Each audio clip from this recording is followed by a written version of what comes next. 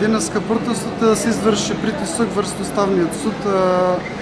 Политичарите до сега се покажаа како или немокни или без волја да се спротистават на крупниот капитал, останува судот да пресече. Предметите се чисти.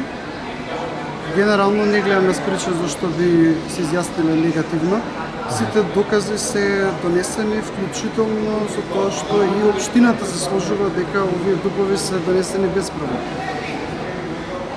Има се информација дека едниот е закажан и е ставен во дневен ред, останува за другите три, а одлуката ќе се чека да видиме што ќе одлучи судот.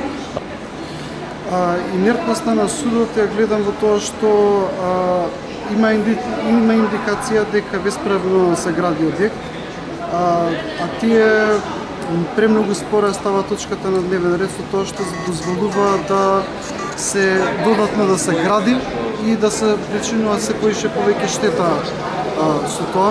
Значи, тие станови може да отидат и на продажба, например, и би причинува штета на повеќе страни. Според мене, кога луѓе треба да направат промена на законите, па да почнат постапките да ги решаваат.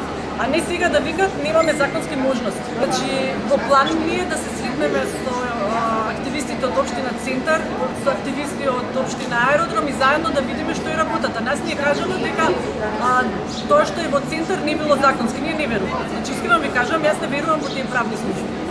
Дека не седнам да го прочитам законот, иако не сме правници, се консултираме со правници. Значи, ако во Центар има некоја законска можност, кај нас себе со дуповите, јас оваа начин како ние што ги споруваме дуповите, јас верувам дека сигурно 40% дупови во држава можат да патат. Не верувам дека сите постапки што ги носеле општините дека ќе се запазени точно. Значи, не е одговор на анкетни листови. И тоа е една од причините на кои може да падне предуставот. Народот е толку демотивиран од целата работа заради вакви случаи, што веќе дигаат раце пред да почнат да се борат. Ако излеземе некои 2-3 луѓе и да кажеме доста, мислам дека можеме повеќе да смениме. А додека сме малце ќе ни игнорираат и ќе ни градат згради.